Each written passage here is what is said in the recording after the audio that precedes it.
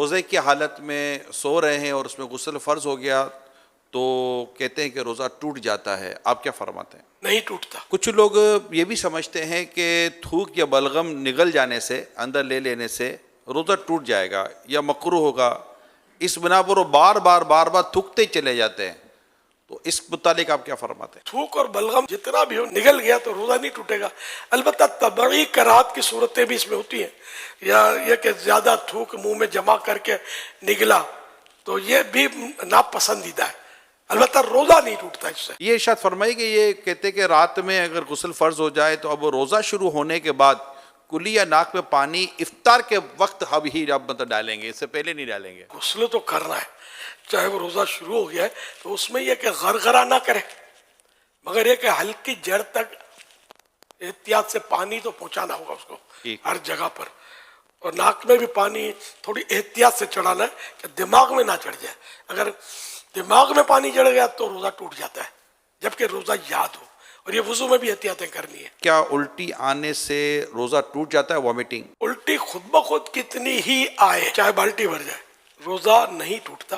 البتہ خود ہی جان بوجھ کر مثلا انگلی وغیرہ منہ میں ڈال کر الٹی کی اور وہ منہ بھر ہو تو روزہ ٹوٹ جاتا ہے، جبکہ روزہ دار ہونا یاد ہو.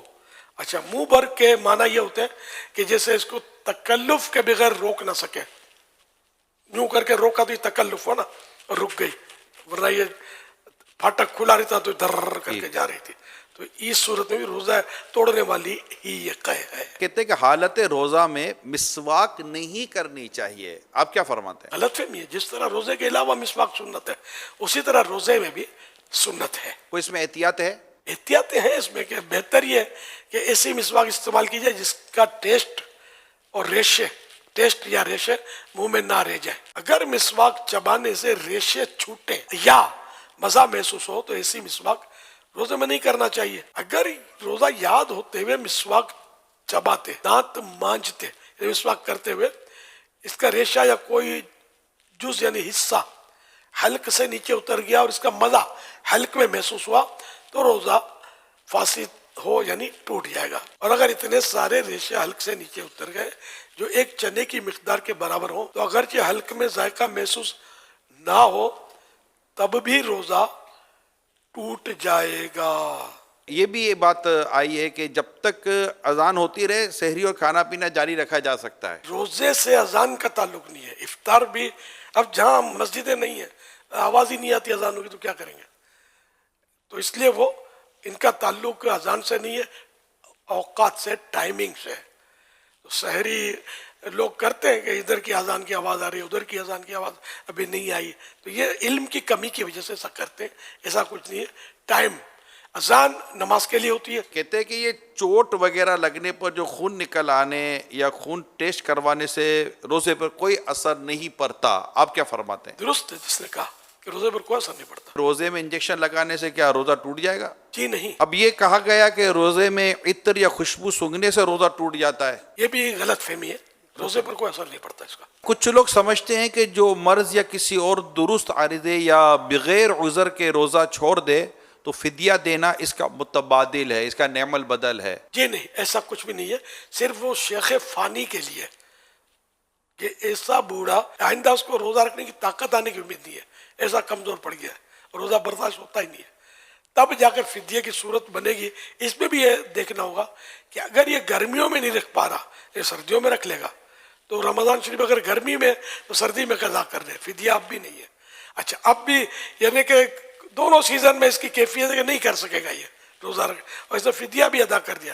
ایک روزے کا فدیہ ہوتا ہے ایک صدقہ فطر کی مقدار. تو اچھا، اب اس نے فدیہ بھی دے دیا، سب کچھ کر لیا اور پھر اس میں طاقت آ گئی روزہ رکھنے کی تو وہ فدیہ نفل صدقہ ہو گیا. اوکے. اور روزہ قضا کرے.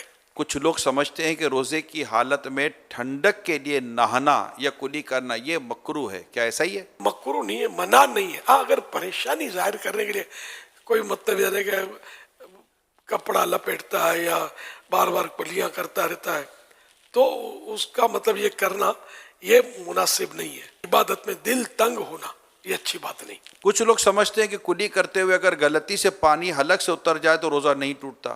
اگر کلی کرتے ہوئے روزہ یاد ہے اور پانی حلق سے نیچے اتر گیا تو روزہ ٹوٹ جائے گا، اور اگر روزہ یاد نہیں ہے تو چاہے جان بوجھ کر پانی اتار دیا حلق سے نیچے تب بھی روزہ نہیں ٹوٹے گا۔ یہ بات بھی ہے کہ جو خواتین پریگننٹ ہوتی ہیں، حاملہ ہوتی ہیں، یا دودھ پلانا ان کو ہوتا ہے تو ان پر روزہ فرض نہیں ہے۔ ان دونوں صورتوں میں تو ایسا نہیں کہ روزہ فرض نہ ہو، البتہ بچے کی جان کا یا بچے کی ماں کا یعنی کہ جان کا خطرہ ہے یا کوئی سا مرض ہو سکتا ہے کہ جو علاج مشکل ہو جائے گا، سخت مرض جس کو بولتے ہیں، اس طرح کی کوئی عذر ہو تب جا کر روزہ بعد میں قضا کرنے کی اجازت ملے گی۔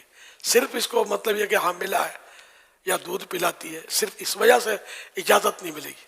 دودھ میں بھی یہی ہے کہ مطلب اگر وہ دودھ پلائے گی تو وہی جانوں کے خطرے ہیں، اتنی کمزور پڑ جائے گی کہ دم توڑ دے گی، یا بچے کو دودھ نہیں پلائے گی بچہ فوت ہو جائے گا، تب جا کر روزہ چھوڑنے کی اجازت ہے، اور بعد میں قضا پھر بھی فرض ہے۔ اگر خون کی کمی ہے تو ویکنیس ہے، اس کی وجہ سے ویکنیس ہے، تب کیا روزے میں کوئی رعایت ہے؟ اس طرح کے جو بھی امراض ہیں تو اس میں یا تو اپنا تجربہ ہے کہ مرض بڑھ جاتا ہے، یا یہ کہ جان کے لالے پڑ جاتے ہیں، خطرہ کہ جان چلی جائے گی یا عقل چلی جائے گی وغیرہ، ایک تو اپنا تجربہ ہے تو روزہ قضا کرنے کی اجازت ملے گی، یا کوئی خوف خدا والا ڈاکٹر، بعض ڈاکٹر بات میں کہتے ہیں روزہ مت رکھو، لیکن کوئی خوف خدا والا، اللہ اور رسول کی باتوں کو سمجھنے والا، ڈرنے والا، وہ اگر مشورہ دیتا ہے تو پھر اس کے مشورے پر وہ روزہ نہ رکھے اور بعد میں قضا کر لے۔ وہ یہی کہ اگر جو میں نے صورت بتائی کہ مرض بڑھ جائے گا یا دیر میں اچھا ہوگا یا جان چلی جائے گی یا عقل چلی جائے گی وغیرہ،